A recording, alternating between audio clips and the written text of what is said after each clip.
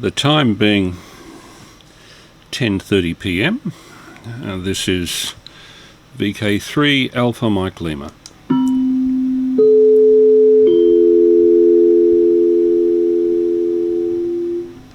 I love it. This evening, the usual half hour of pre-recorded material, historical and otherwise, up to the time of crossband contact, to be held from 11 o'clock onwards. The talk-in frequency is 439.225. That's 439.225. The talk-in for 11 p.m. And of course the crossband contact can be held in duplex. That is, we can talk and listen simultaneously like a phone call because of the two frequencies used. A new theme for this week, a new segment, English phrases and their CB equivalent. Let's have the theme.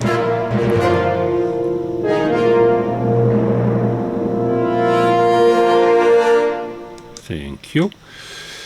First of all, let's look at English phrases and their CB equivalent.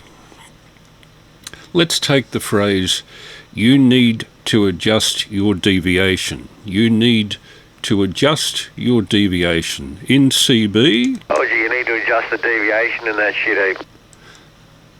Let's have another phrase. I'm enjoying this refreshment. It is superior to coffee. I am enjoying this refreshment. It is superior to coffee. And in CB? Tell you what, these fucking beers are going down beautiful. Where are you, Gunner? You're on the side of your tongue, you had a cup of coffee or something, are you? Delightful. Phrase number 3. I'm in a poor position for transmitting. I'm in a poor position for transmitting. The CB equivalent? Oh, you're not going to raise today, you must be in dead spot. Thank you. Phrase 4. Please reply to my radio call. Please reply to my radio call. The CB equivalent? Where are you, Gunner? You're on clear. You're on quiet, have you?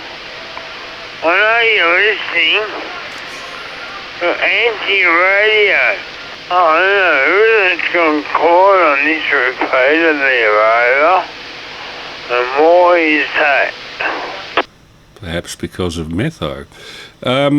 Phrase 5. What is the current status of your employment and are you enjoying it? That is, what is the current status of your employment and are you enjoying it? The CB equivalent, please note. Yes, I want to be old to me. I'm not that old. I'll follow your boys. You get up this hour, you're going to work, are you? That's good on you then. Work is healthy though, that's the fun thing about it.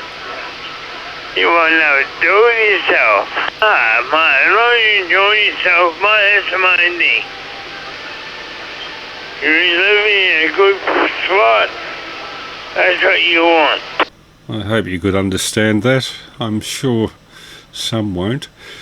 The next phrase, let me tell you about this new radio club I've joined. Let me tell you about this new radio club I've joined. Yeah, AA. No, I went to AA, no, you're just no good. I'm a lost unit. Well, you don't know me very well, man.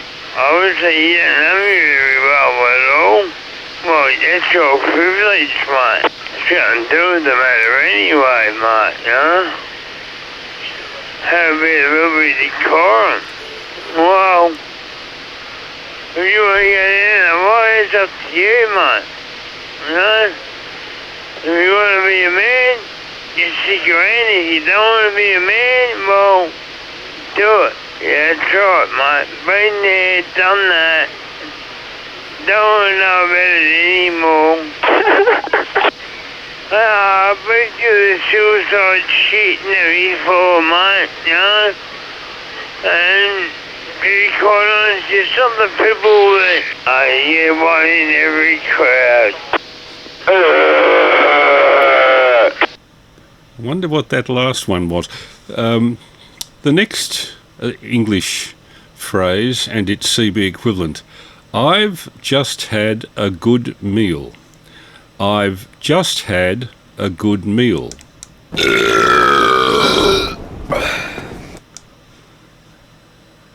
An alternative phrase. I had a good meal last night. It was curry. Or, I had a bad meal in CB. Oh dear. Well, so much for English phrases and their CB equivalent. I think that last one was recorded after listening to 27.355. Let's go over to an archival recording now. Tony Sanderson, the old VK3AML, and Dave Stewart, VK3ASE, recorded nearly 50 years ago, talking about a column that used to appear in the magazine Radio, Television and Hobbies, which became Electronics Australia. And the column was called Here's Your Answer, Tom. Here's Your Answer, Tom. And they used to answer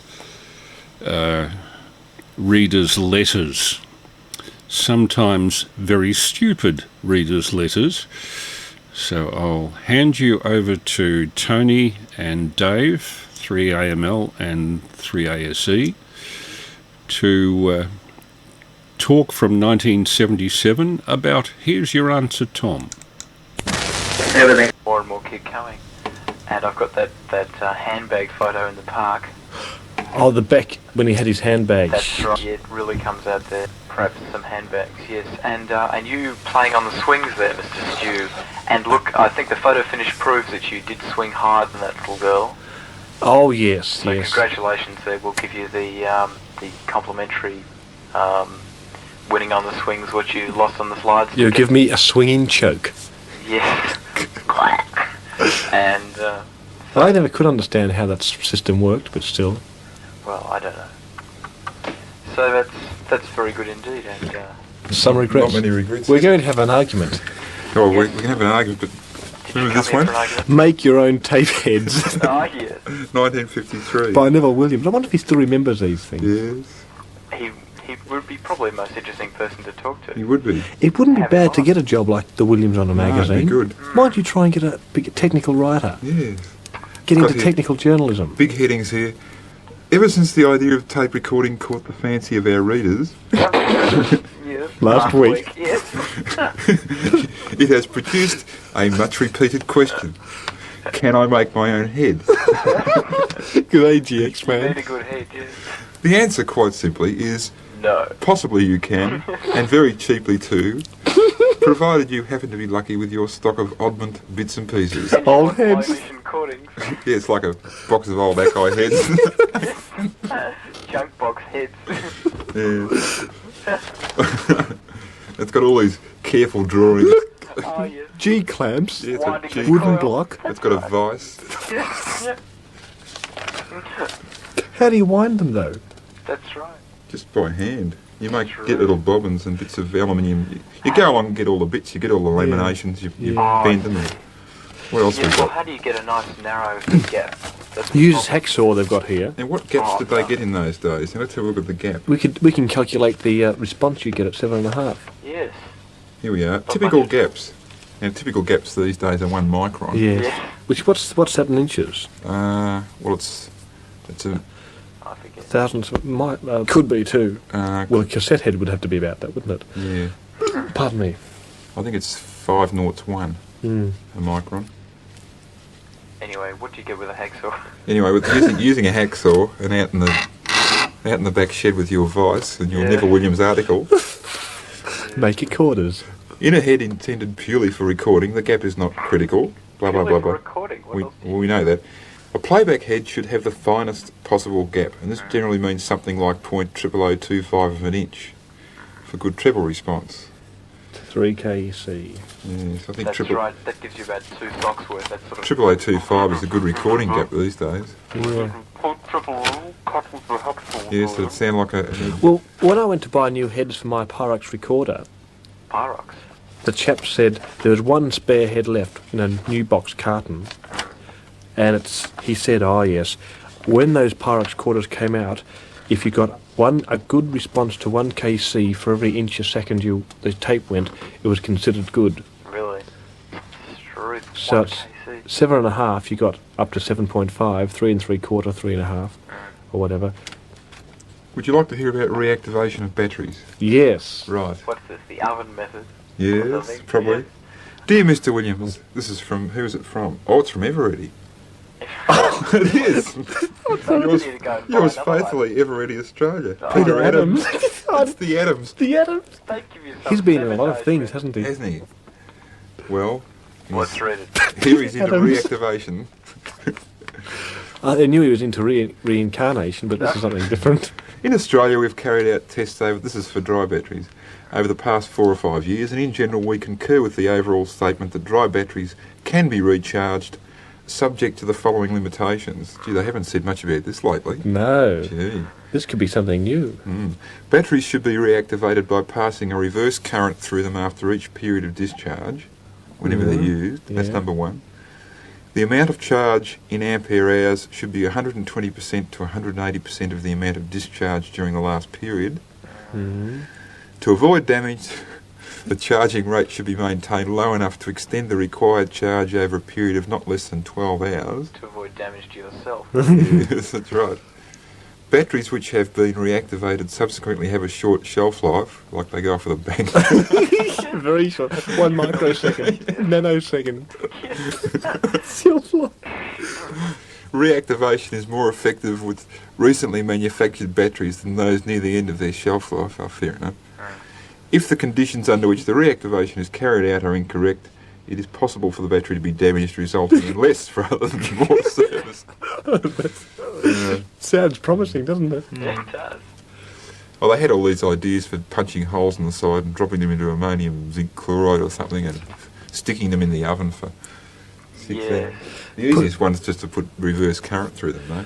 Those batteries in those days were different to the ones we've got now, though. Like they they just had a cardboard thing.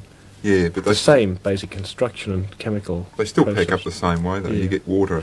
I look at that. build There's up. Neville Williams with his microphone, his box, don't know what it does, all his meters and things, and Yeah. bashing the keys like mad off his typewriter. Yeah. Really, they haven't had that photo for years. With that funny-looking old English Visions camera behind him. Yes, With ancient. the hood over it. Yes, the hood over it.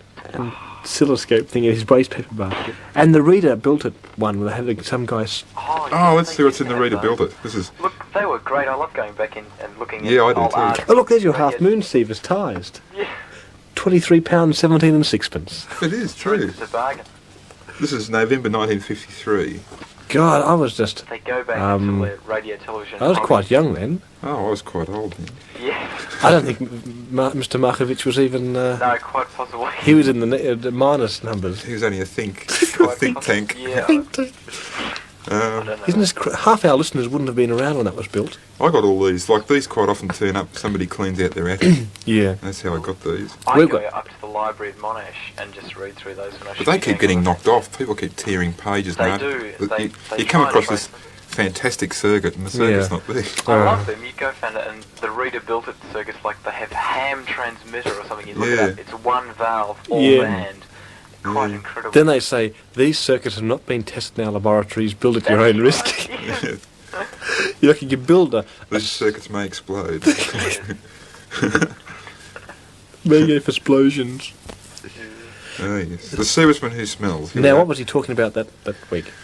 He starts off, the set was a pre-war model 5-valve mantle type, employing a 6A8 metal valve as the converter, a 6K7 GT IF amplifier, oh, they had GT stripes, 6Q7 GT detector and audio amplifier, a 25A6 metal output valve, Metal. and a 5Z4. Let's see, what was the fault? You have to skim through to the end. They're very taining, those ancient... Well, I find the servicemen things, some of them are really quite good anyway. That's right. I won't read the thing Even when I out. can't make of what half of it is, but, you know... Particularly when they start talking about colour sievers. Cinemascope, how it works. And I've got an ancient RTV&H at home. Build your own TV set. Really? And to economise, it's got 240-volt light bulbs instead of resistors, because they were cheaper to buy than resistors. Really? Yeah, and there's pictures of you've got all these light bulbs plugged in sockets at the back, What a laugh. That'd and be you've got great. a 5 BP1 crow tube. Jeez.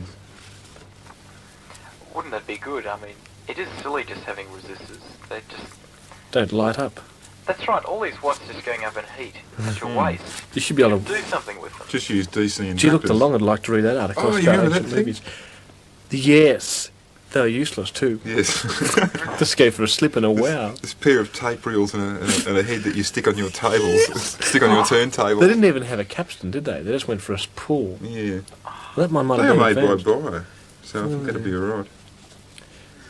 But there was one model of tape just used to go for a pull through. Here we are. News and views of the month, November 1953. The Woomera atom test would be like a firecracker compared to the explosion which must have accompanied Charging your batteries. a meteorite. Yes. A meteorite at Halls Creek in Western Australia. I saw that crater. Really? It's quite tiny. 3 scientists said. W.A. Cassidy, Fulbright scholar, Dr. Dirtz, a Fulbright lecturer, and Dr. Gross, an Adelaide biologist. Well, that was discovered only about that time. Yeah. What else we got? Plastics cause cancer, question mark. The practice of embedding plastics in the body might cause cancer in the patient years later. But then again, you probably would have died if they didn't do it. Yes. Yes. They had as high as 45% of rats developing cancer after plastics were embedded in their body. Well, now we know not to embed plastic. If you want to get rid of rats, you just get old burrows and stuff them into the rats. Oh, now look. This is getting quite disgusting. Popular science quiz, this is right underneath it. What is wood flour and for what is it used? Cooking rock cakes. Wood flour is a material produced by granulating and pulverising wood scraps. Oh, that must be, would that be chipboard or masonite? I don't know, really. What's that funny sound? Claro going for Oh, it's Oh, wound flapping itself, flap. is it? There's Sounds nothing really that interesting in this one. I'll find a hilarious one where there's some silly question addressed to Mr. Williams. that zine is getting more and more like it used to be. It's getting more technical now. Really? They've got rid of all this CB rubbish and things. Yeah, CB's Chicken Man's just going. It's quite good. It's actually. it's more of a technical journal again. Oh, excellent. Excellent. Although you still do find the one IC projects. Oh, they're annoying. You know, It is. wideband sievers. You see this headline, wideband sievers, blah, blah, blah, this, that and the Yeah. other for AM, and you sort of flick across, and it's got one power supply, one IC, Yeah. a Yes, tune circuit, sort of Richard Smith and you go and look up the IC specs, and it's got serial number, blah blah blah. it's got no specifications on distortion at all, Yeah. and you build it up, and it's a complete storch. That's right. Yeah. But some of those old RTV&Hs, I was brought up on those. I used to spend my Saturday afternoons reading through the Waltham's Trading Post magazine advertisements. Oh yes. And they had there an ad said, "Mitters for sale, 7 and 6." So I went into town, Yeah. went down to the underground part of Waltham's where the water was dripping through and all this. And I said, "I'll have a 7 and 6pence worth of mitters." And they gave me the sealed box, army box, tropical coated box. Yeah. And I thought I was going to open it and find a brand new 62 set or something. Opened up the box through about 20 layers of, moisture proofing. And there was this, like an ancient printed circuit board looking thing with a smashed valve on it. There was an emergency mitters from a plane, when the plane goes for a Yeah. smash, this thing pops out of the wing, and if it doesn't smash on the ground, it starts bleeping things out around about 40 megs. Really, and you paid 7 and 6 for it. Well, in those days it was quite modern, With a smash valve though. Yeah. Well, that's. But still. Smashed valve, some ancient, some battery 1i, 3v4 or something, Oh yes, some valves will run on 22 volts or something. Quite good. Yeah, there were It'd be interesting to play around with them. valves that ran on a low tension around about that for hearing aids and walkie-talkies and things. Yes, I'd like to play with some of them. They might be better than these solid-state things. Well, you never know. Just like FETs.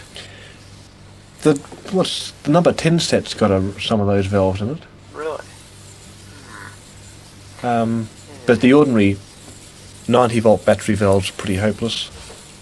You touch them and the filaments will just go for a smash. Yeah. Pity. I once went and bought a whole lot of batteries for running valves off. They're sort of square-type batteries with lots of little screw-down terminals on the top. Ah, yes. And you were meant to stack lots of them together and make hundreds of volts. How many volts did you get? Oh, well, in those days I didn't have anything to measure with it. I had this vague idea of making Jacob's ladder. With batteries. But well, Markovich was young in those days. He still is, but anyway, well, it was just one of my many little projects which naturally fell through. Now that you're old and mature, I just don't try those things anymore. Well, no. I'm still playing around. In fact, I'm trying to build if you become very intelligent and very technical, How do you do that? You must tell me how you become. You have to learn from the master of technical innovation. Who? Well, you know who the master of technical innovation is. Well. Who's the man who can fix everything? He's never got a soldering iron out of his hand, and Soldering iron out of his hand. This is all tongue in cheek, mind you. Wow, I've got tongue in cheek. Yes, It's very hard to talk tongue in cheek. You'll win the Beck Award of Technical Innovation. What?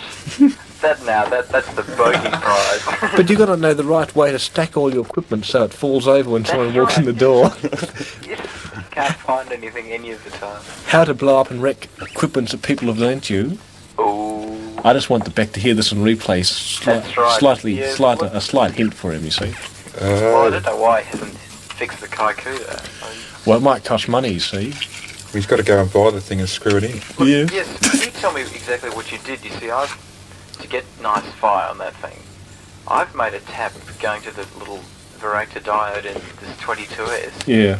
And apparently I have all sorts of bad impedance mismatching and things. Everything just sounds distorted. Well, with mine, I just got it going mine is direct FM. Have you got a capacitor in there, Markovich? Yes. You have. It's going restored. Does all sorts of horrible things. Well, I just nicked it. It doesn't really matter what pedance, as long as you don't overdrive it or you have enough to drive it. Like it's isolated for DC via capacitors. You just stuff things in until it goes restored, then turn it down a bit. As long as you've got a low pedance feeding your Varactor.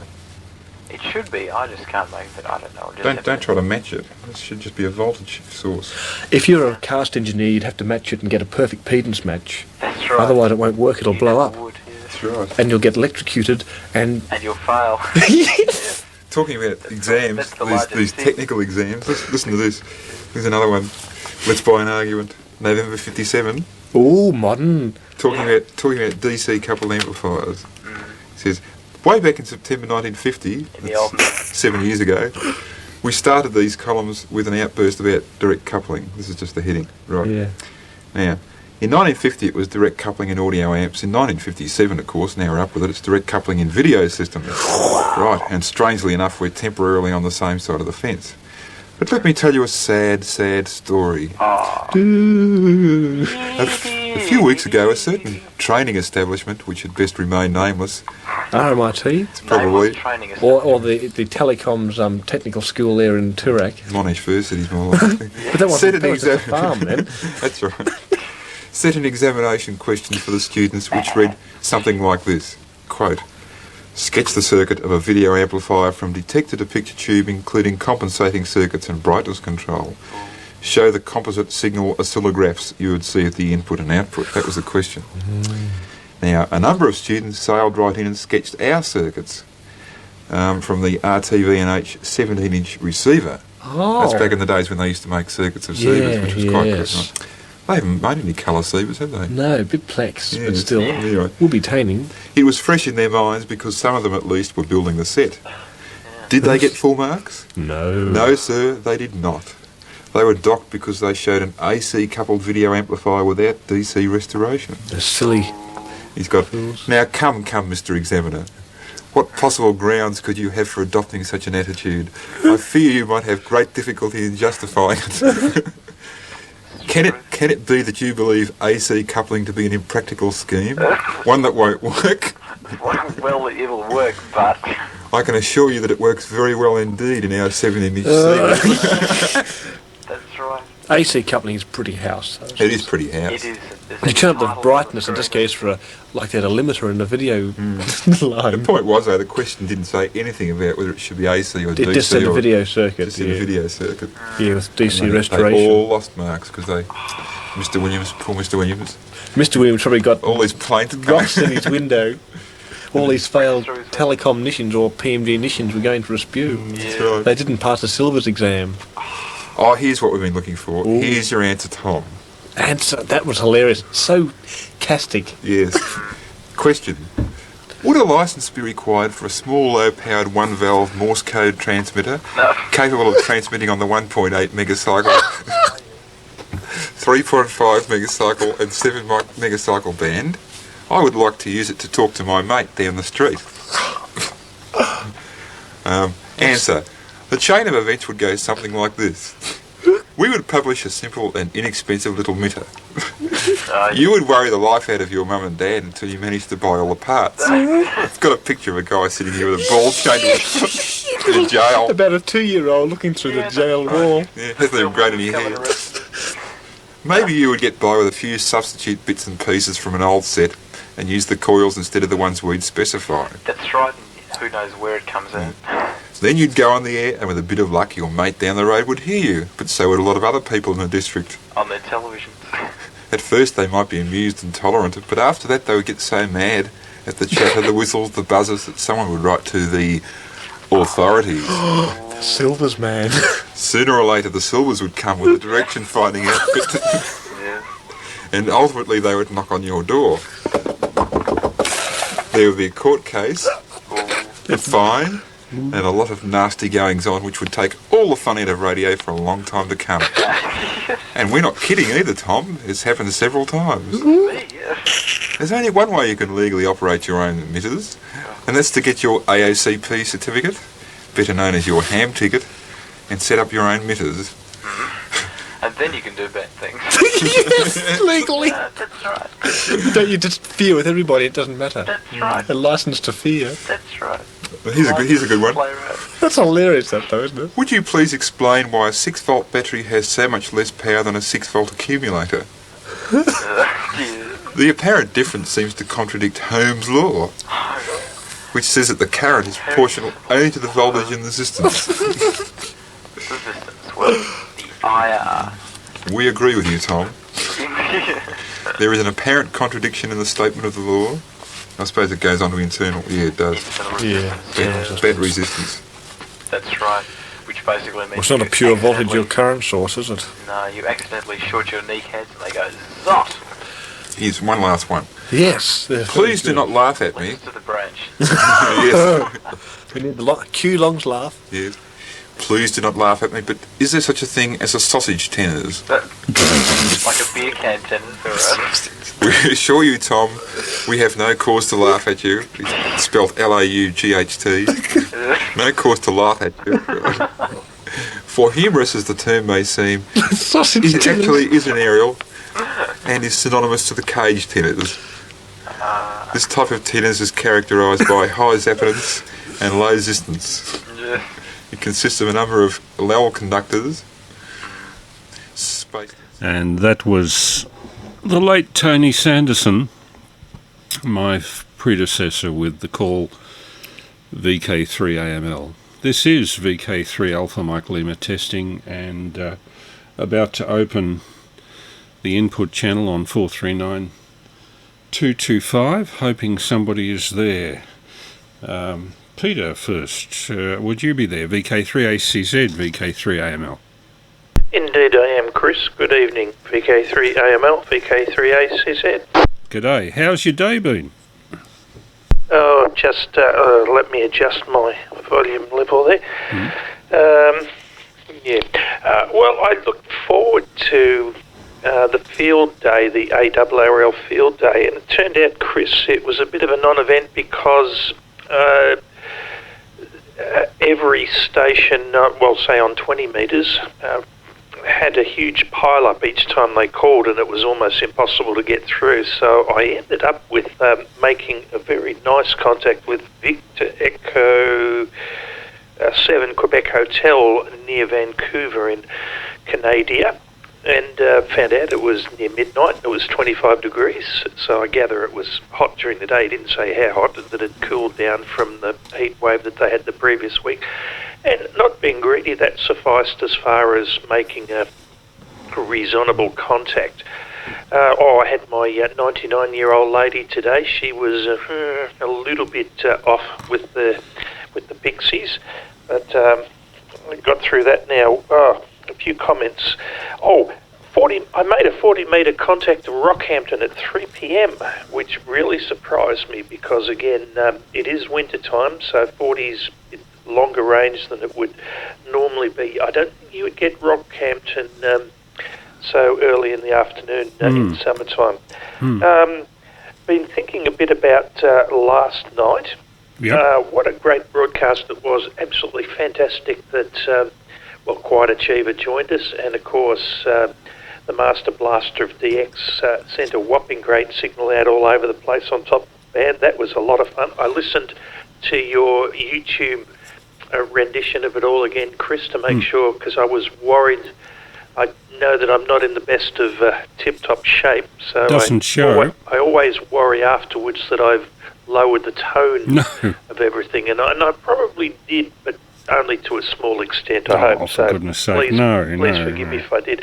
But no, it was fantastic of Master Blaster, and absolutely loved the echoes that you came up with. One more comment for this over, Chris. Was rolling in stitches laughing at the first part of your broadcast. That voice there sounded a lot like Mr. Pickles on Rye, albeit inebriated. So I don't know whether it was. It couldn't have been my neighbour, the guy who splatters on every band because he's running 1 kilowatt. He's not, is he? He says he is, and I believe him because it's a horrible, massive signal. But I mean, goodness me, even I try to adjust my sundial on my wrist with the 15 meg WWVH, and I can't because he's splattering. No, but ANOVA never goes more than 3 or 4 seconds. He's obviously got a very limited vocabulary.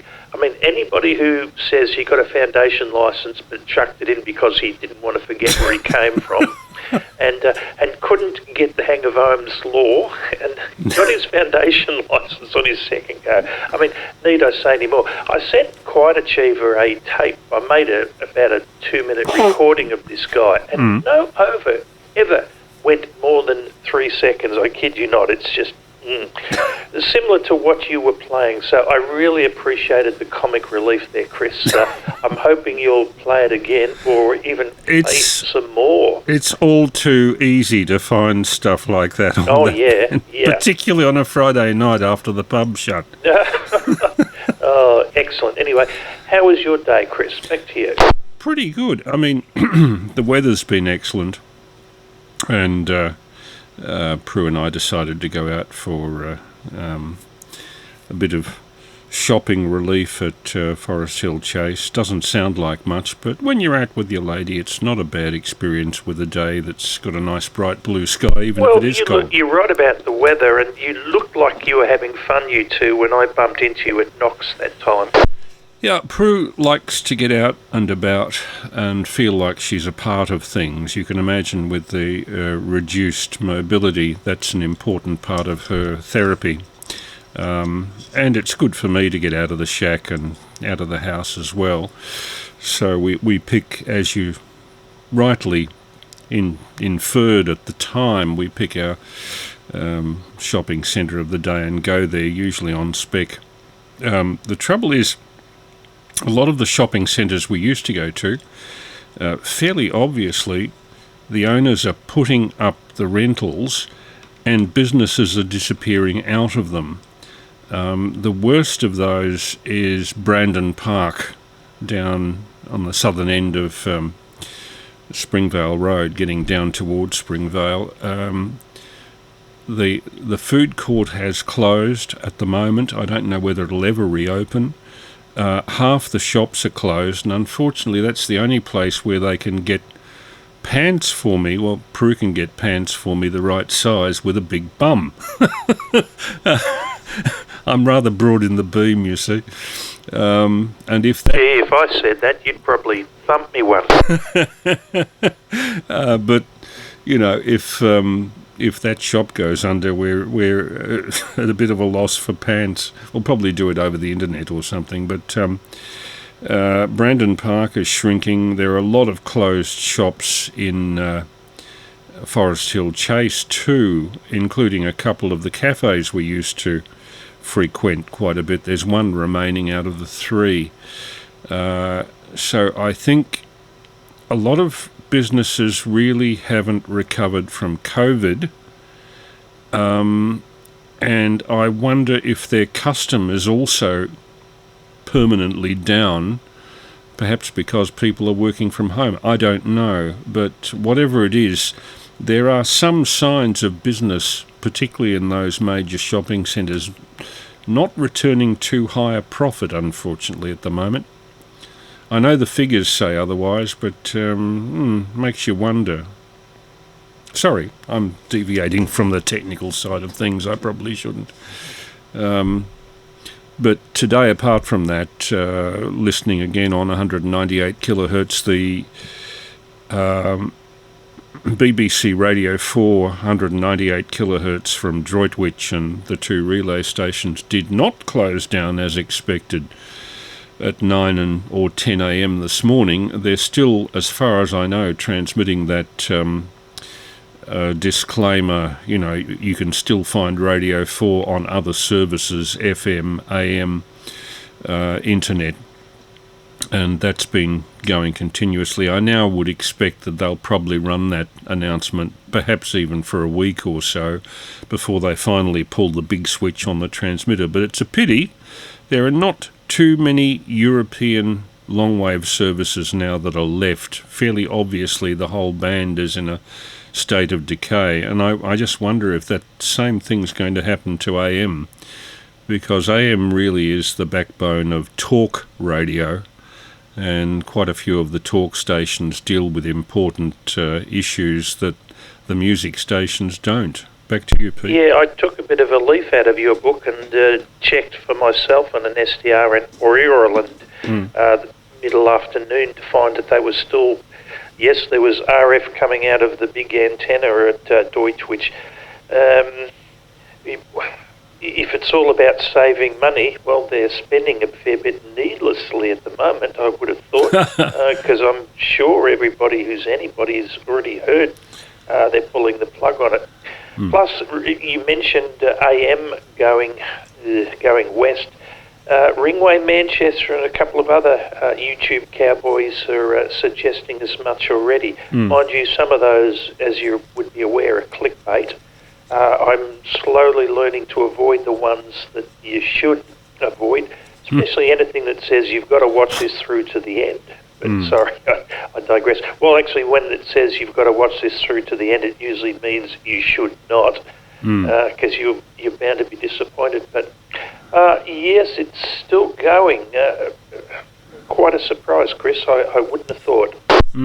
Yeah, obviously. Well, I suppose that the BBC is a government-funded quasi-autonomous organisation, so they expect to have some of the service delivered to the public, whereas a commercial organisation would just pull the big switch and not say anything because their only motivation is profit from advertising. So, or there's just some clerk running everything and trying to make himself look important. Right. Hello, who is that? This is Harry, 3HFX. G'day, Harry, how are you? Good evening, gentlemen. I just wanted to put in my little bit. In 2007, I spent 3 months in Paris, as I said a previous night, and at that time there was only one community station, low-powered, in Paris on AM, absolutely nothing else. And I believe that one shut down sometime after we left as well. Gosh, I think they've closed the service, the AM service in Germany as well. Yes, that's probably right. I don't know about that one, but I also heard that in Perth, I believe the ABC will be shutting down the AM service at some stage. I can't remember actually when. But anyway, yeah, it is sort of happening, but I have my doubts as to whether it's going to happen in Melbourne and Sydney. Yeah, I've always considered, and you would appreciate this, Harry, that one of the major advantages that 3CR has over all of the other community radio stations is that it's AM. It covers a large area of Victoria. In fact, I've heard it on a transistor radio walking down the main street of Wangaratta quite clearly. And that's where most people go for their talk radio, and most of 3CR, I think, is basically talk. Back to you. Yeah, that's quite right, but, you know, my point of view is that 3CR made a mistake when it didn't go FM, because that was the plan. In fact, the log hut, as it was known up at Mount Dandenong, which Chris Holiday built and I assisted, was owned by Triple Z, PBS, MBS, Triple R, and 3CR, and the plan was that all their FM transmitters would be in there. And from what I remember, only Triple Z, PBS, and MBS took advantage of that. I think Triple R was there for a while, but they moved down to the TXA Channel 10 site very early in the piece. They have their own little box down there which no one's allowed to go into. And of course, as you probably know, 3CR sold its share in the log hut when they decided not to go FM, and now they have a good signal. That's quite true, but hardly anybody knows it exists, you know. Like younger people, who listens to AM now? Yes, I suppose most of them would be looking for podcasts on internet or something similar. In fact, Steve Langley, who's a teacher of music, a friend of mine, 3SL, regularly is much more in touch with young people than I am, particularly from a teaching point of view. And he has struck some young music students who don't even know how radio works. They don't know that there's a difference between FM and AM because they don't use it at all. You know, people in their teens now. So, yeah, I just wonder if we're all trending towards cable distribution of all news services.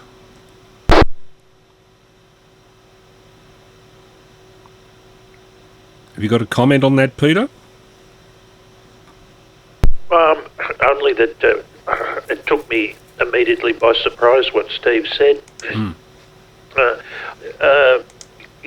Given my childhood and the like, it's almost impossible to believe that nobody knows about radio, but and yet here we are. Yeah, well, I got a comment from a friend abroad on a Facebook posting that I made about that. I'm just trying to find it. Oh dear. Just hang on. It's here somewhere. 4 comments. Let's have a look. It's a long comment too, but they're trending to cable distribution. Here we are. This is from a friend in England who's a jazz musician and also works with a local community radio station, and he says, in response to me posting a thing about the end of long wave, I wonder how long it will be before they close all general broadcasting in the UK, with radio only being delivered via mobile phone technology. FM radio is probably on borrowed time, forcing us all onto digital radio, while broadcast TV is going in 2034 in this country. In other words, it's closing, forcing us all onto internet streaming and telephone landlines, which are in the process of being forced onto the internet fibre backbone. This is having the effect of not only removing all backup and redundancy from the system, but also forcing everything onto one politically compromised infrastructure that is clearly in the process of being locked down. The impending social media ban obviously points the way to an eventual requirement to, quote, authenticate, unquote, before you can even make a basic phone call. I don't wish to sound paranoid, but it's suddenly becoming very difficult to see the wind for the straws. You get the point, Harry? Yeah, I completely understand what you're talking about, and we could talk endlessly about where it's heading, and I'm pretty sure that that is the way that it is heading, but we can get down to a little bit further, and then we move into conspiracy theory territory. Yes, yeah. It's hard to know where suspicion ends and the conspiracy theory starts. Well, two comments I'd like to make about that whole subject is the internet would want to work a whole lot damn more better than it does at the moment. Oh, in this country, yes. Yeah, because even with system confusion and dumbstar, the limiting factor doesn't seem to be the technology, it's the packet loss you're getting in the internet. Similar on other systems, but goodness me, even surfing the net with your own computer, it's not like it flows effortlessly. So, yeah, good luck in getting your urgent broadcast to a weather report or something like that. Yeah, and the whole thing stuffs up or is unreadable with packet loss. The other thing is, I guess I'm on the other extreme. You know, you and I had upbringings with crystal sets from a very young age and shortwave radio, and in my case I dreamed of visiting all these places around the world that I was listening to and the like. I wasn't aware that the technology was going the way it was when I was in Pittsburgh, of all things, in the hotel foyer that we were staying at. My late daughter was listening to, I don't know, Crap FM or whatever her local dirtbag station was here in Melbourne on her mobile phone, and I didn't even realise that was possible. So I'm at the other end. It gets around young people very quickly at their schools and whatnot, so they stay on top of the technology because somebody in a class of 25 is going to know something about it, you know? Yeah, and she used to watch cartoons on her phone, and it was another thing that, I mean, I'm talking about in the noughties. You know, I'm not that backward about it all now, but I certainly was, so my learning came rather late compared to young folks. Things are changing incredibly rapidly. I remember when Tony Sanderson, just in the last 12 months of Tony Sanderson's life, he was working for CSIRO Minerals and Energy in their computer department, and he was looking into what it would cost at that stage, 2005, 2006, to have a teleconference across Australia for everybody from the Minerals and Energy Department in CSIRO in every state. And it was going to cost some incredible amount. If only he'd lived another 5 or 6 years, Skype would have been on the scene and it would have cost nothing.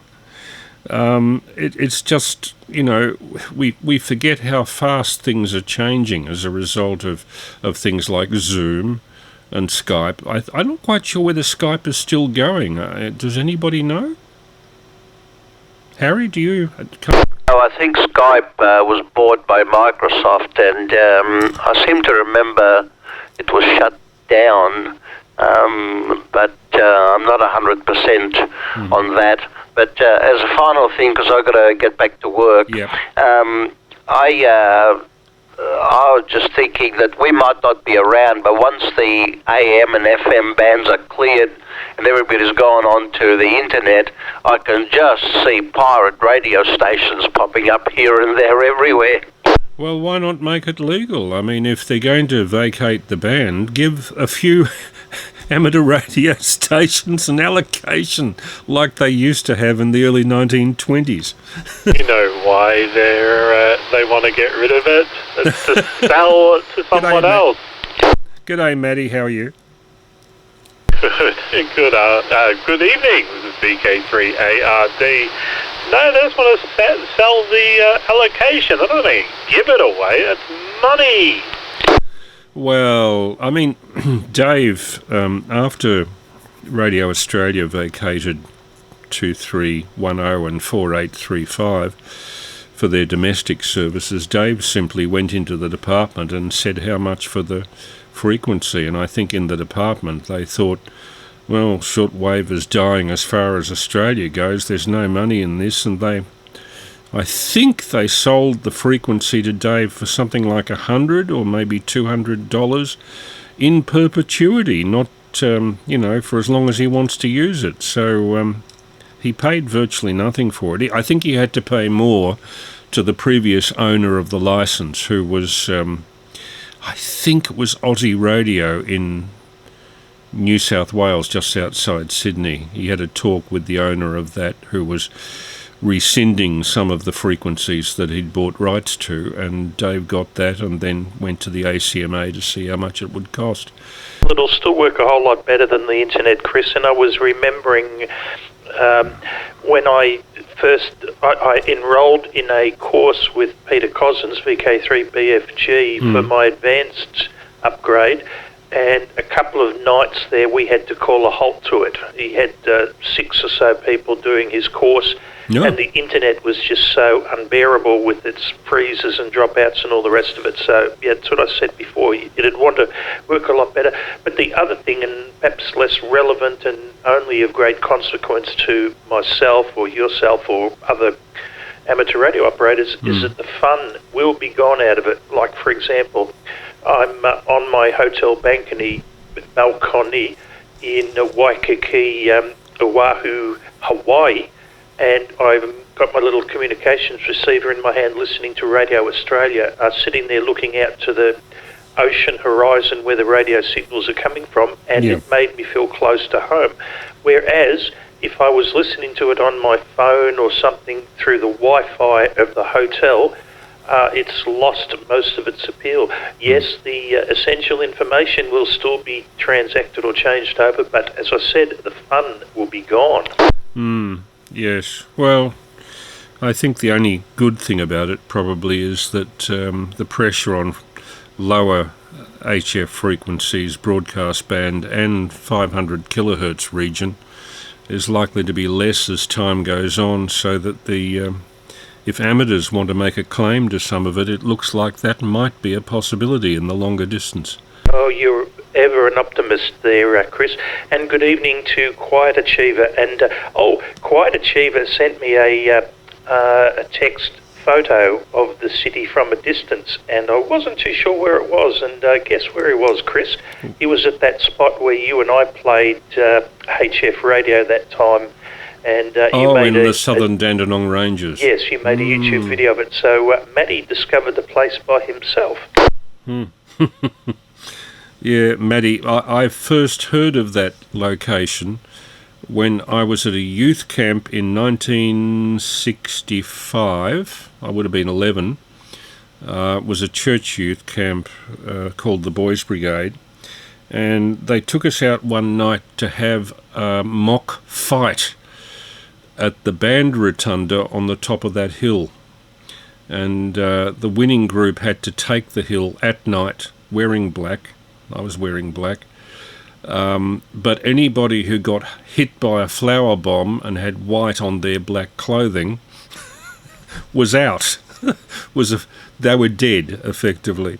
So we spent most of a night up there, and then, almost 60 years went by, and I find myself going up there with Peter under very different circumstances.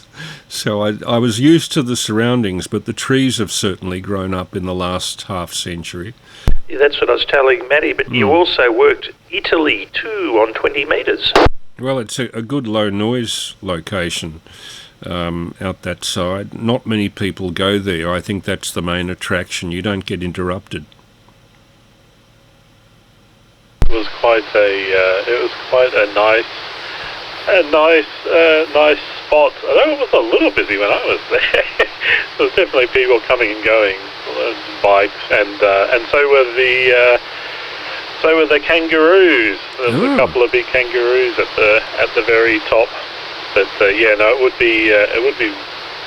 it would have had fantastic views if they didn't have all those pine trees. Yes, let's. Years ago, the egg had this movement. Concrete the Dandenongs. There might be something in it. Well, I also first appeared there in the 60s, Chris, and the 70s, and I remember it fondly without those huge 100-foot tall pine trees, and there was a beautiful view of Melbourne. All that's gone, and yes, Matty, you'll find not just skippies, but also Wally the Wombat and Eddie Echidna. I've been operating radio there, and Echidna has just strolled past me, taking complete disinterest in me, which I thought was pretty cool. So, but thankfully I've got a couple of photos, because I used to catch the train all the way from the western suburbs up there some Sunday afternoons and walk up the hill from Belgrave with my beloved Black Labrador.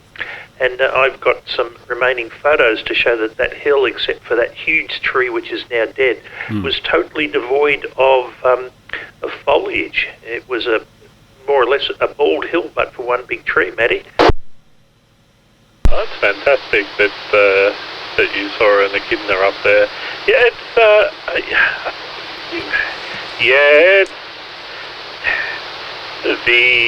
the way it is now, with shrubs and trees and I think they're intentionally leaving dead trees and things about there. It's definitely better for the local environment and the local animals than it would be being all bald. But I think we can both agree to get rid of the pine trees, though. They don't need to stay. Yeah, it doesn't make sense, because they're not a windbreak for the property. Whoever planted them should be stuffed and mounted, just quietly. Yeah, no, yep, no, you won't do it now, but yeah, in that time, that's what everything was. So I got a couple of photos. Hopefully, I took a proper photos with my camera, so hopefully when I take a look at them, they'll be okay. It was I could only find one place where you could see the city, and that was at the cattle loading ramp by the fence. There's definitely no view from the hill. It actually looks better at night because the lights penetrate through the trees a lot better. But if you were at the very top there looking north towards Belgrave, you would find you see a lot of civilization there. My memories of it as a early teen, there was nothing. It was all bush. In fact, it was dirt roads up to that location and very, very few houses at all. There was a fantastic road, and I got to remember it that I accidentally went on it once before, and this time I managed to find it again. The Ryan's Road up the goes from the Listerfield area up to Belgrave Heights, and it's a wonderful dirt road with some really steep sections. Lots of fun. Much more entertaining drive to get there than along the main roads. Oh, by the way, Matty, one last thing before I throw it back to Chris. Sorry, we've taken over your channel. No. Strong signal from you on 70 tonight. You're sounding good out of the out of Chris's end, but you're also fairly strong on my gas meter. Back to you, Chris. 3AML, 3ACZ in the group. Yes, Matty and I discussed the business of trying to improve the signal between me and him. But short of finding some way to crossband in-band from 2 metres where he comes through here better, I think from my end, 50 watts that I've got, I'd have to get a new duplex to go up to the full legal limit because it's rated at 50 watts. I'm running close to the wind. And my antenna is at such a height already that it's probably angering council regulations, and it may be annoying neighbours. So I've taken the antenna gain and the transmit power really about as far as I can here. The only thing would be increasing my receive sensitivity, and I don't know whether there's anything significantly more sensitive than a Baofeng. That might sound like a nonsensical statement, but these new Baofengs really are impressive at any price. Yes, there's not... we definitely hit, or we probably hit diminishing returns, 50 years ago with the receivers, but we're definitely there now that you're not going to find some, any free sensitivity anymore. No. And the only thing I don't think there's anything you can do. You're coming through here really good on 2 metres, right? And it'd only be me on UHF, and if no one's listening, I'm already using as much as I can. So. If you could listen to the others through me, it might be possible for you to use an antenna with gain transmitting in my direction, or pointing it round in different directions to find out which direction the diffracted signal's coming from. It's frequently not direct. That is true. Yeah, that's definitely a possibility. I'd also transmit in sideband and get my free. I forget how many dB you get for sideband, but that might not be very convenient for you. No, I think FM is not as good as AM, and I know that the theoretical difference for the same input power on AM and sideband is 9 dB. Sideband has a 9 dB advantage. So it must be something in excess of 9 dB, probably about 18 dB. So the difference between FM and sideband is very considerable. People who normally work on FM and FM repeaters around Melbourne, I've been told that if you operate sideband, suddenly your impression of how far you're reaching increases about tenfold. Because I know people that are on sideband on 70 or on 2 with a bit of gain behind their antenna. They're talking across Bass Strait virtually every day. They're not waiting for a ducting event. There is some signal there, it's just that it's too low for viable FM reception. That's almost like Master Blaster. He seems to get across the pond on 23 centimetres fairly often. But I had a bit of a chuckle last night, and I bit my tongue rather than say it, where he was talking about the great gain he was getting with his big antenna, that he could potentially dry his neighbour's washing on the clothesline. But no. Sorry, bit of a distraction here. I finished a cup of soup a short while ago and plonked it on the trestle chair next to me, and station manageress has come along, and it'd be one thing if she was just licking the cup, but no, she's dipping a front paw in it, lifting it up, licking the paw, and then dabbing it back in the cup again. You should show her how to use a teaspoon, for goodness. It looks so funny. Anyway, yes, getting across the pond any time you like would be a lot of fun. Yeah. There are only 2 ways of doing it. I mean, either you do it via the ionosphere. I'm told, sorry, my voice slips up when I'm rather late at night. I'm told that 3HP and VK7DR, I think it was, who used to be up near Wynyard somewhere, used to talk back and forth on SSB on 630 metres at any time of the day. Apparently they could get through. Not tremendous sig noise, but nevertheless the band was open in terms of ground wave across to Bass Strait all the time. I mean, look at what we heard last night, 198 kilohertz, was thundering in to Newfoundland across the Atlantic. I mean, they are running quite a bit of power, but still it indicates ground wave gets out a hell of a long way once you're down that low in frequency. Sorry, the other thing I meant to mention about 198 kilohertz, one of the guys that I know on Facebook, a technical chap who has spent a lot of time in Japan, is currently back in his home country, which is France. And in response to me mentioning that 198 was closing, he's been listening to it on and off from where he is, somewhere just south of Paris.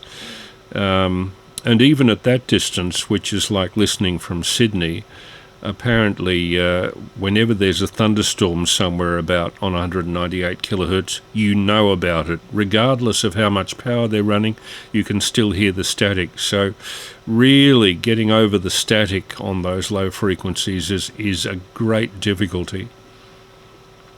Found Radio 4 really good when I was over there in summertime because they broadcast the cricket, same as our ABC do here. Yes, I know that won't interest you at all, Chris, but No. the only thing wrong with it is that they would break for the shipping news fairly often. So you ended up having to listen to, if you wanted to follow the cricket, you had to listen to another station anyhow. But as I said, I had it set on the hire car that I had just because I could and for the novelty value of it, and loved it. It's Dave 3ASC has told me that when he was touring Europe with his wife, if he wanted to listen to the English news, regardless of where he was, even in Germany, he could receive Radio 4 perfectly well at basically any time of the day. Night better than day.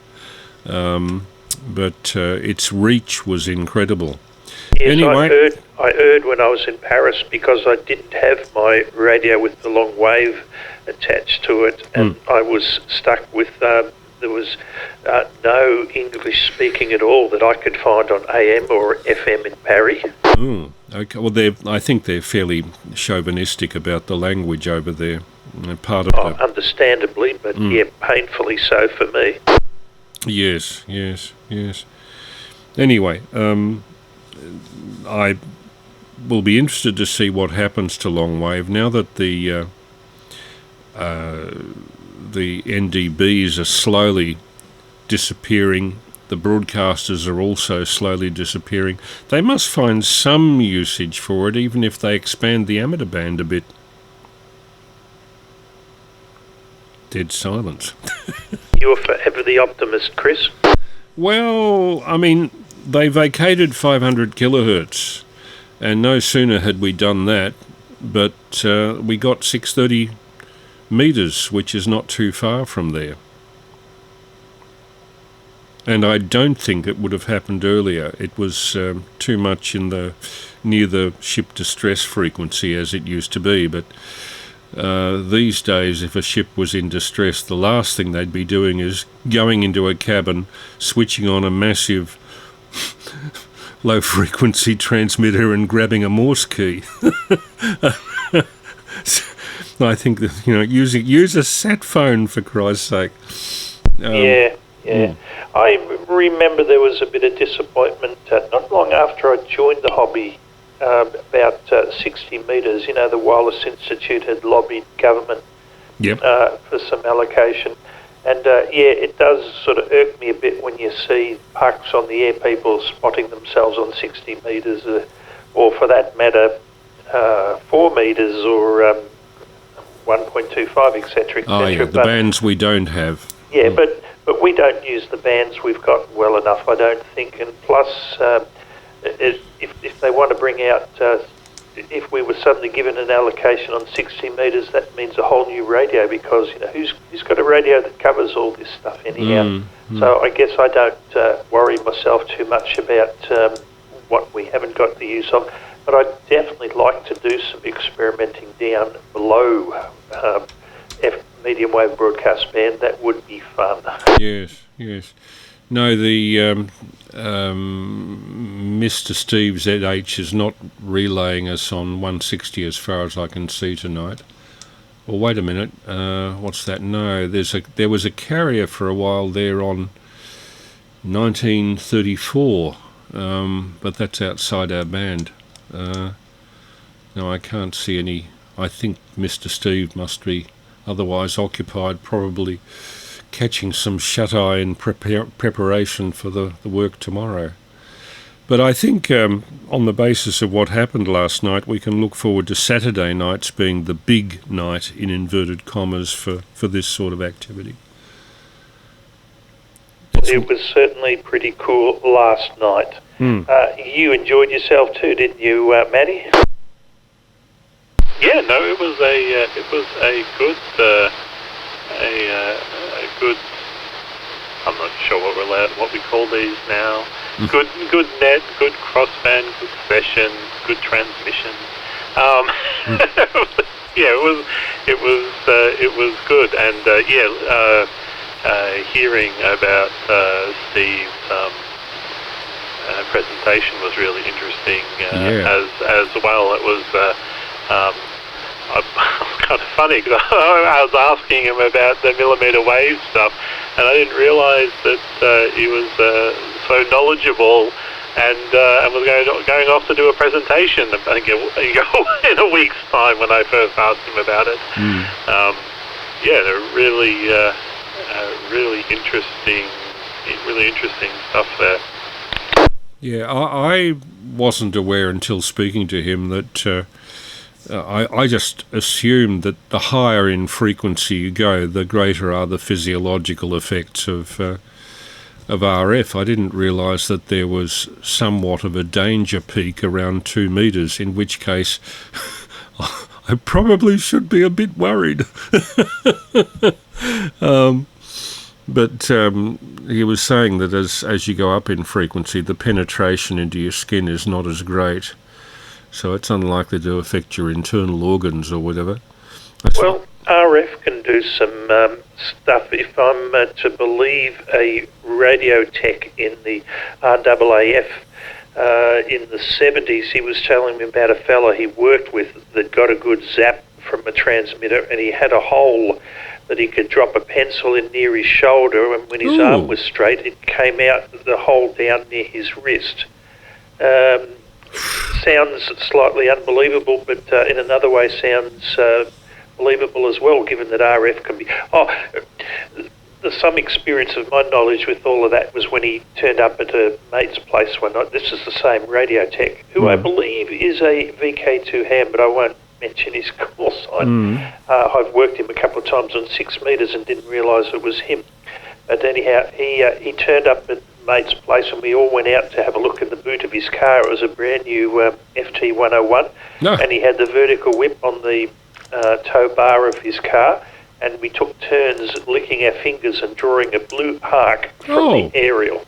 I don't know what power it was or anything like that, but it wasn't enough to sting, but it was enough to make a pretty little blue arc.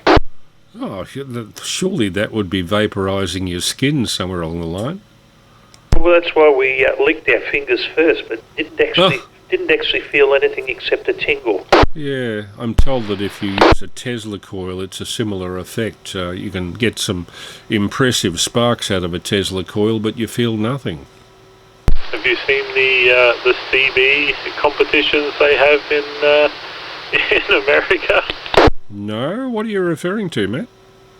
Oh, they have I think they're called key down contests, and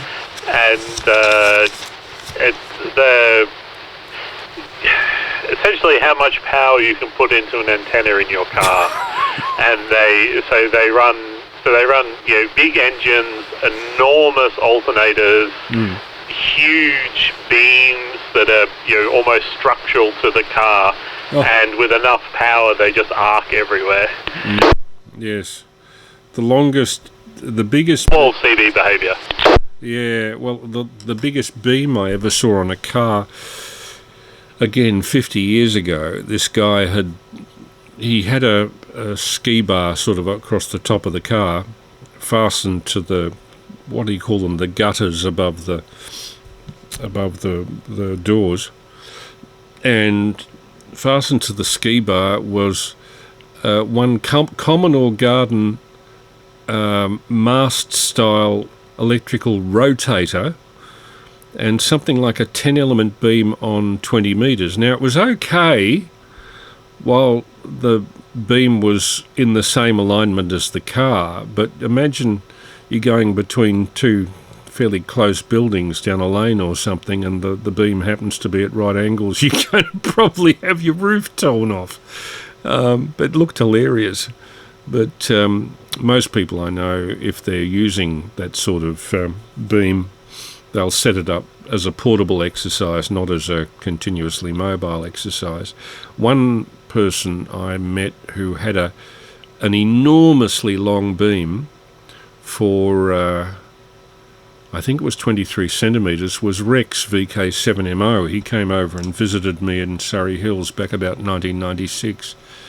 And this 23 centimetre beam was about 6 metres long and broke in half at the middle so it could be assembled. And he was using it for, I think at that stage he was using it for aircraft propagation, for communicating between Melbourne and Sydney and all that sort of stuff with the sub-noise level digital stuff, the dark side. Back to you, Pete. Yes, back on the subject of 630 metres, I was just thinking Drew, VK3 X-ray uniform, is the only person I actually know who's on 630, and I don't know anybody on 220, you know what I mean? 196 kilohertz. Yeah. So interesting. It'd be a bit like that swimming trunks analogy. Oh, sorry, the new backyard swimming pool. People turn up that you didn't know were your friends to swim in your pool. Well, I'd probably be doing that if I'd be knocking on somebody's door if they were into moon bounce, and probably 220 metres as well.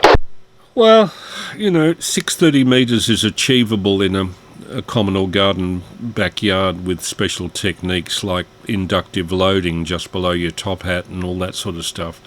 But really, when you get to 196 kilohertz, I think it's, for the average person, it's just too bloody difficult. I don't think that band will ever see, what is it, 11,000 metres or something, or 1,100 metres, I'm not quite sure. But the only person I ever knew who was on that band was the late John Adcock, VK3ACA, and he was he had inductive load consisting of a coil of earth wire wound onto a plastic rubbish bin, and he had a few turns on the lid, and he could rotate the lid with regard to the plastic rubbish bin to get the inductive load right. Oh, there's a very strong carrier on 1838. I don't think it's Steve. Oh, wait a minute.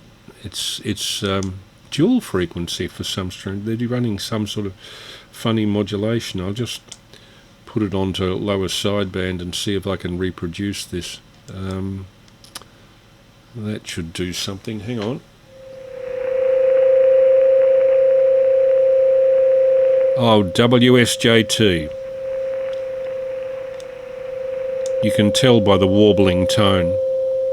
Know what I mean, Pete? Yeah. Forgive me for digressing momentarily, Chris.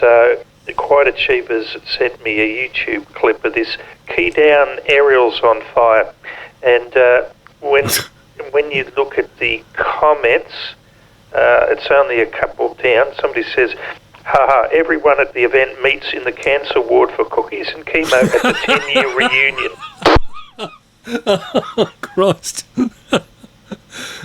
I would think that they'd have more chance of frying their hand internally or causing damage to their internal organs by microwaving them or something. Anyway, dear oh dear. I don't know about that.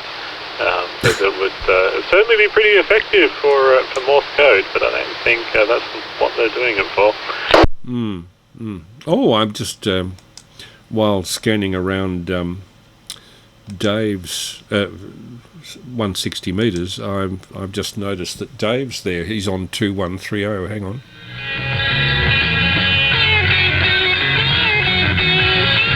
He's playing something modern for a change. On 2310. I'll just check 4835. He's probably quite strong there too. Yes, well, Maddie, take note. Dave, 3ASC sometimes plays Yes, he was telling me. Oh. Yes are a progressive rock band from that started in about 1968 and still going. It's interesting. I'm getting Dave, this is through Strathbogie 1, I'm getting him on 2310 very strongly, but on 4835 he's barely there. I'd say he's probably skipping over the top of that.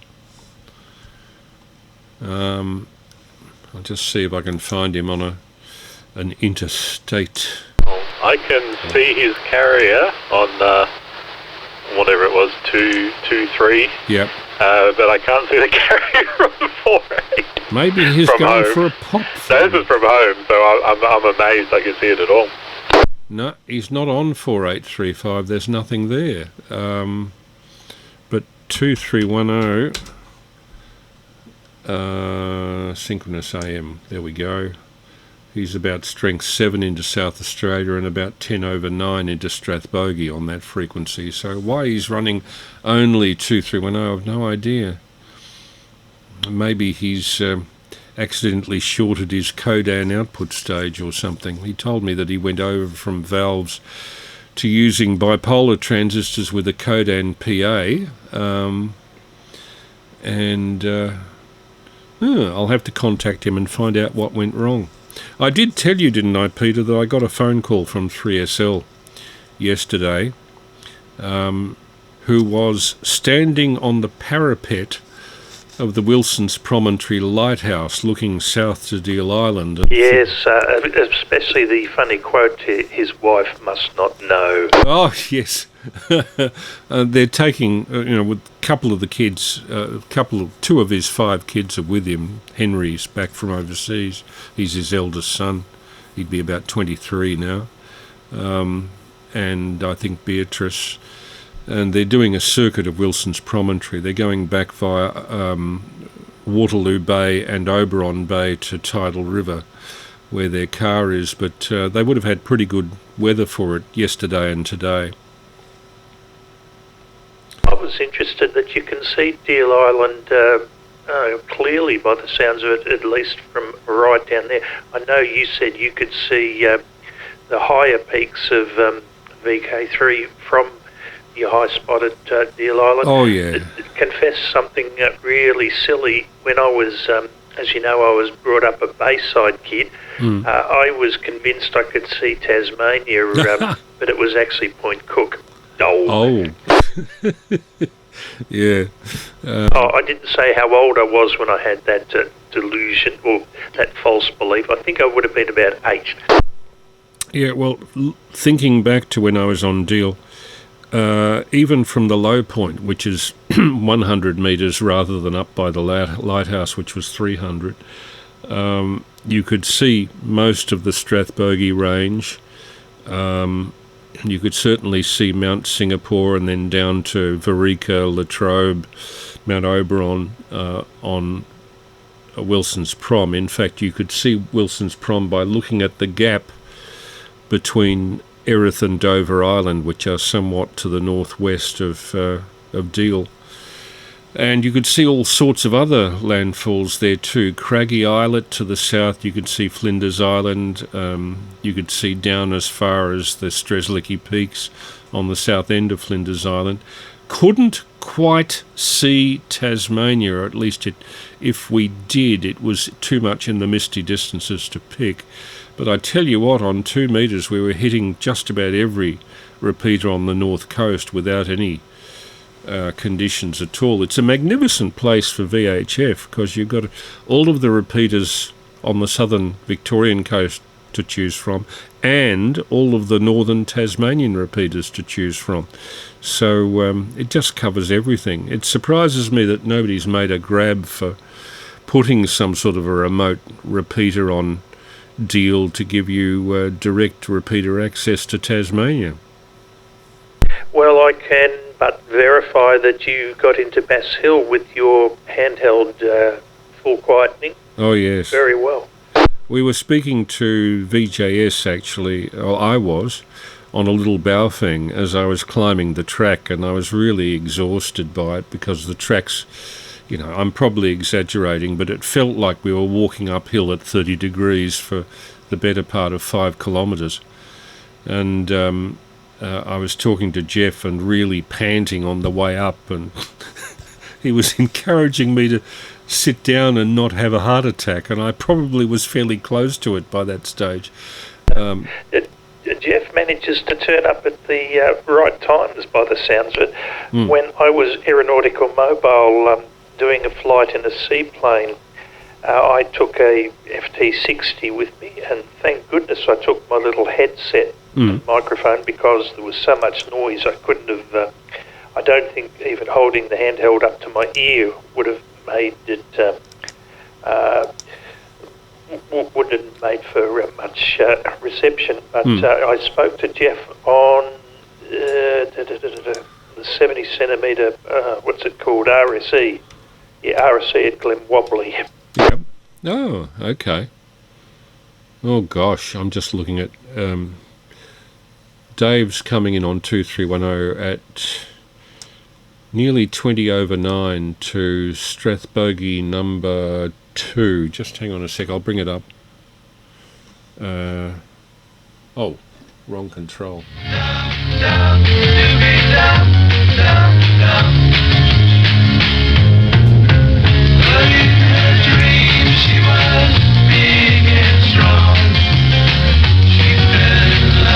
Sounds like 60s stuff to me. Is that Beatles?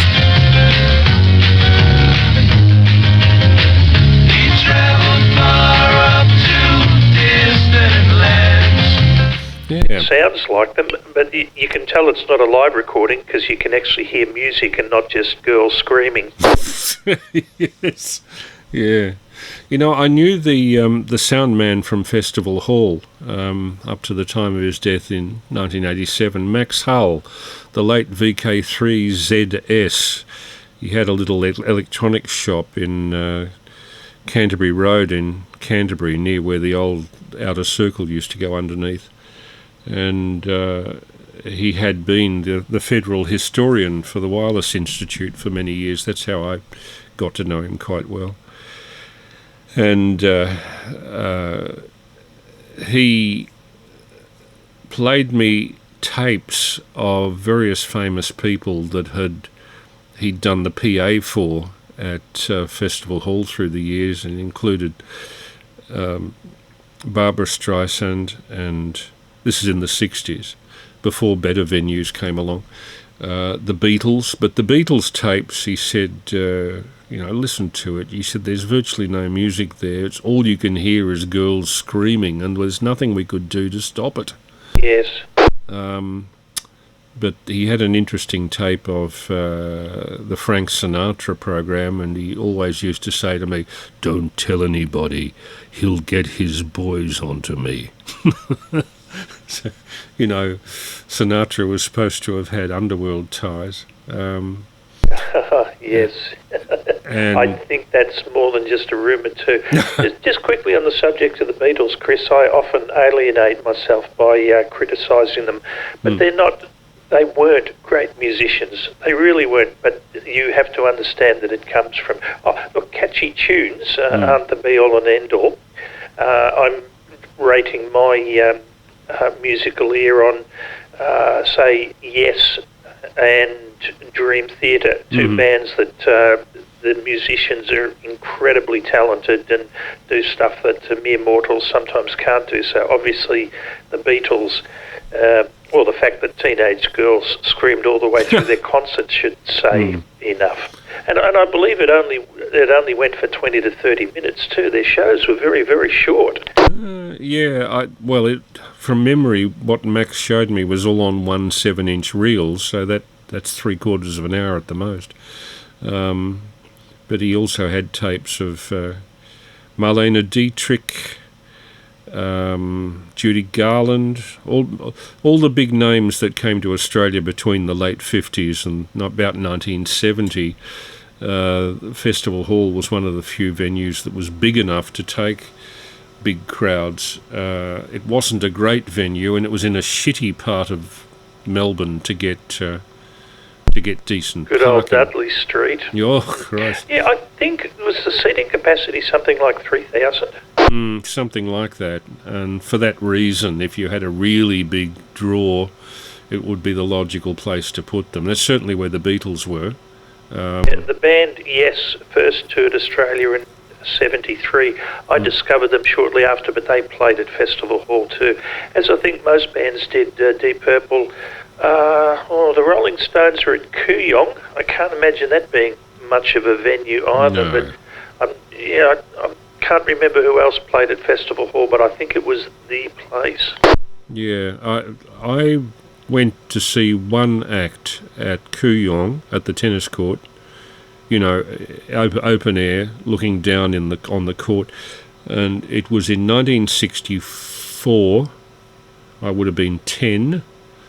It was a school excursion, and we were seeing the Grenadier Guards who were visiting Australia did a miniature, what do they call it, a tattoo?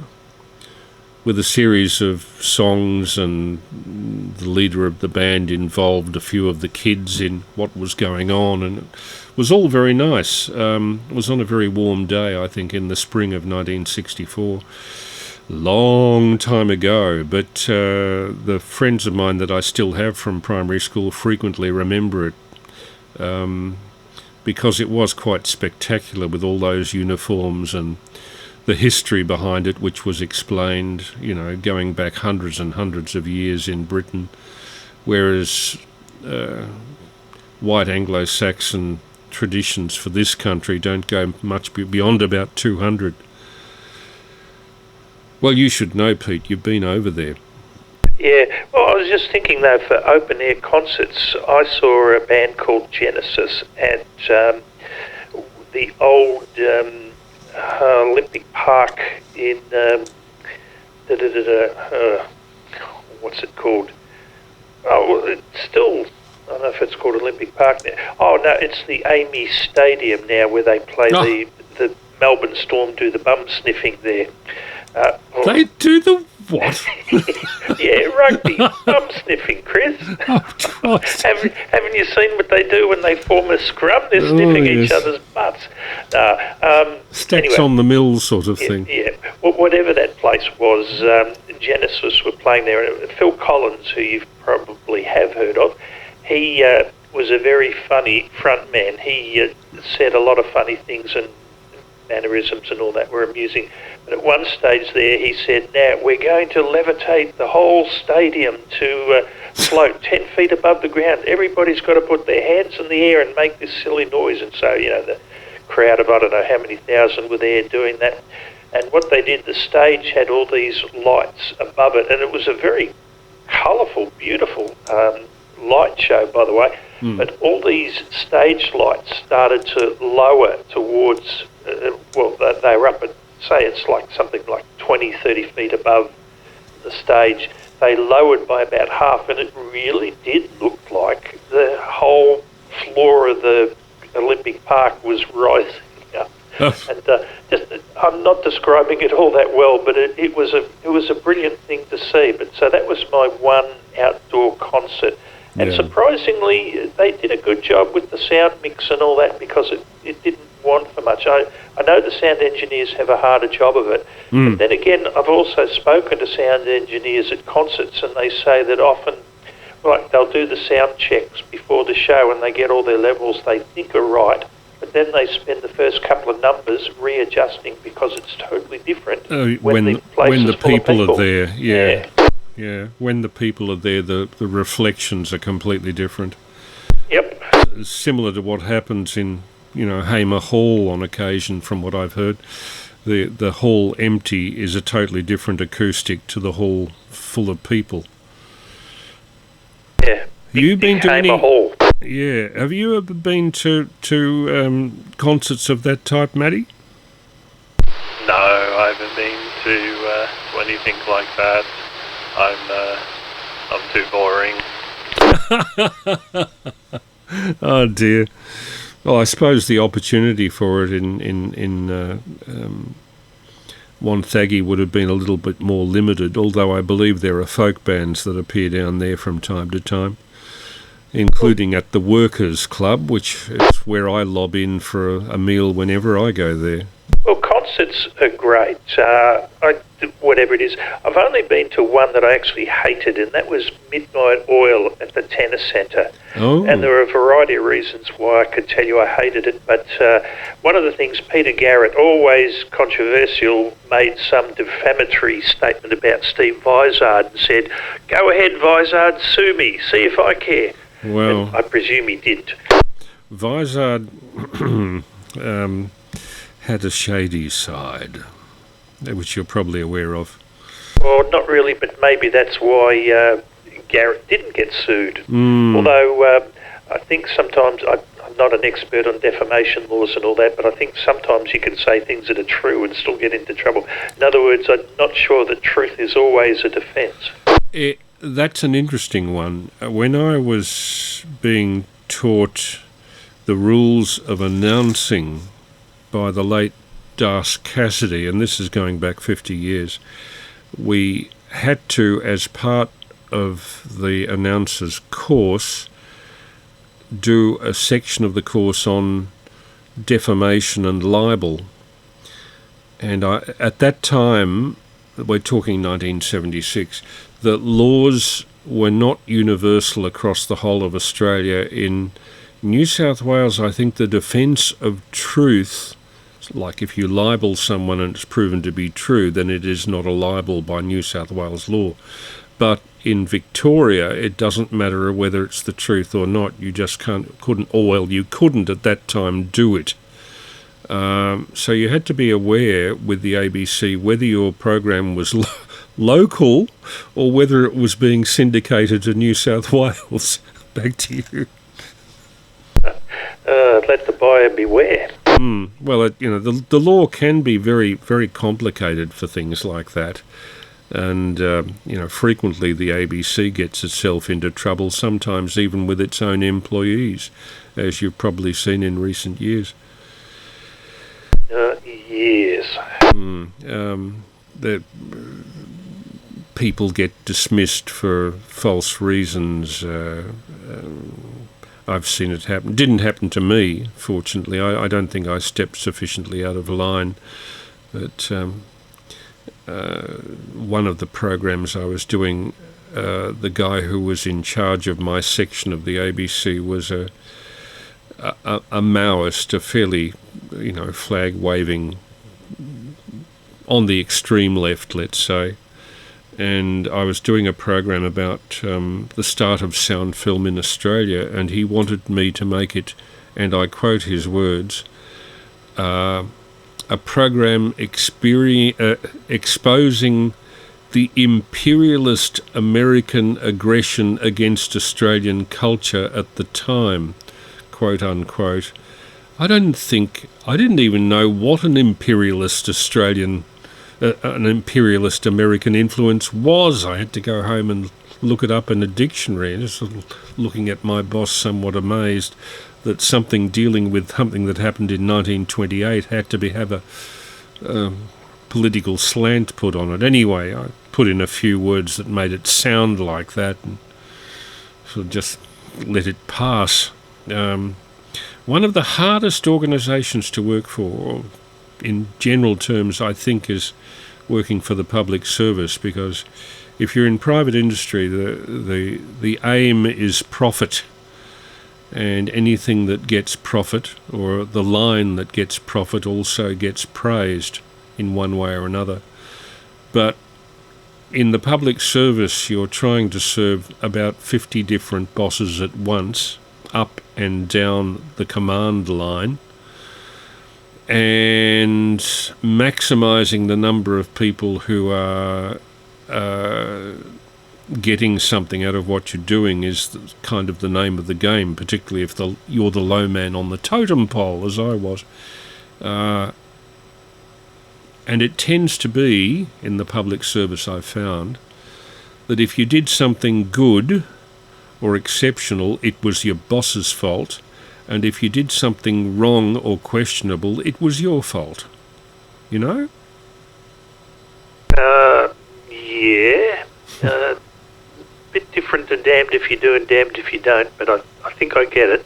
You might have found that particularly with, not so much with nursing, where people have to work as a team, but in the railways, I would imagine there's some of that goes on. Nursing wasn't really a team game, believe it or not. You had there were times when they were looking for a scapegoat. I have a strong suspicion, fear, if you like, that Lucy Letby, the woman who's in jail for life for murdering those infants in the neonatal unit in England, I have a strong suspicion that she's the fall guy, and she's been singled out for the hospital's mismanagement and incompetence. I remember one time turned up for afternoon shift at the Children's Hospital in one of the medical wards, and we were all, instead of being at the main desk to take handover, we were all led into the charge nurse's office, and she went absolutely ape droppings at us, slamming her fist on the desk and all that sort of stuff. You ran into Lucy Letby or something? No. Well, what happened with us was that an 8-year-old girl who'd been in to have a pin inserted in the leg, which in the scheme of things was rather minor, had become 10% dehydrated and had been transferred to ICU. And they were looking for somebody to pin that on as well. And we were just getting read the riot act, and you'll be made to walk the plank or shot by firing squad and all that sort of stuff. As I said, she was going off it. Steam was coming out her ears and all that. And of course, the walls of the office started to close in on me, because I thought, oh shit, don't tell me I've been responsible for this. But it was only, and I couldn't even remember the girl, it was only when I went back to my room in the nurses' quarters and looked in the waste paper bin and looked at my handover notes that I only looked after her for the first 4 hours post-op, where she was still neurorally at that stage anyhow. So it was with a great sense of relief that I hadn't caused it. But going back to the Lucy Letby thing in England, there's enough, and I'm not talking about internet rumours, there are enough people in officialdom that have said things, medical staff and all that have said, she's just copping it because the hospital have needed a scapegoat. I hope that's not the case, because she's going through, geez, when I think I'm getting a bad run at life, she's doing it 10 times worse than anybody, if the allegations about her are false. Yes. Anyway, it's midnight. We probably should pack up. There's Mr. ZH is not with us tonight. Wonder if he'll be there at any stage during the week. Certainly, I'd expect him back about Saturday. Maybe I should concentrate on putting out the really good stuff on Saturday nights and just have a chat to you two blokes on a one-to-one. Oh, I know it might draw him out a bit. Some more of that CB stuff. I haven't laughed so much in quite a while. It is rather laughable. Where did you get that from? I just sat listening to CB with the little digital recorder running in case anything came along that I found funny. And that was a Friday night. It was about 2 years ago. And suddenly this guy came on, and boy, was he pissed. Is there any chance that was Pickles on Rye? No. Oh, no. It did sound a bit like him. No, it was UHF CB. I think it was the old...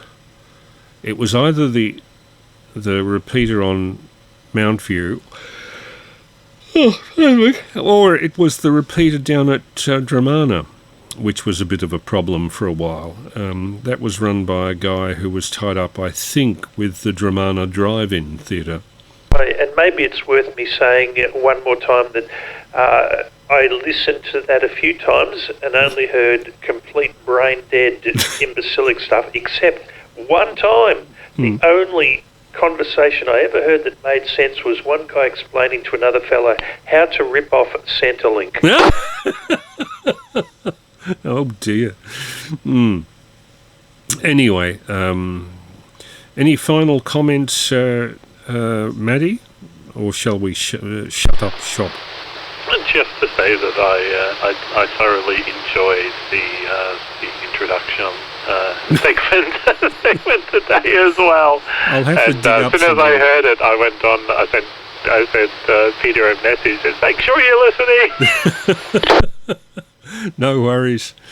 Listening all right. Well, that's when I wasn't pissing myself laughing. Thank you for cross-banding again, Chris. Thanks for your company, Quiet Achiever. And if there are any listeners out there, cheers to all. Look forward to catching you again this evening.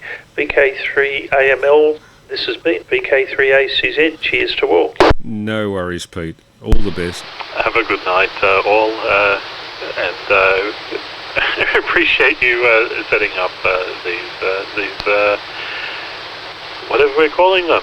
This has been Crossband. Yeah. This has been VK3ARD. Wishing you all a good night. Well, I will close with the Crossband National Anthem, newly devised. So here we go.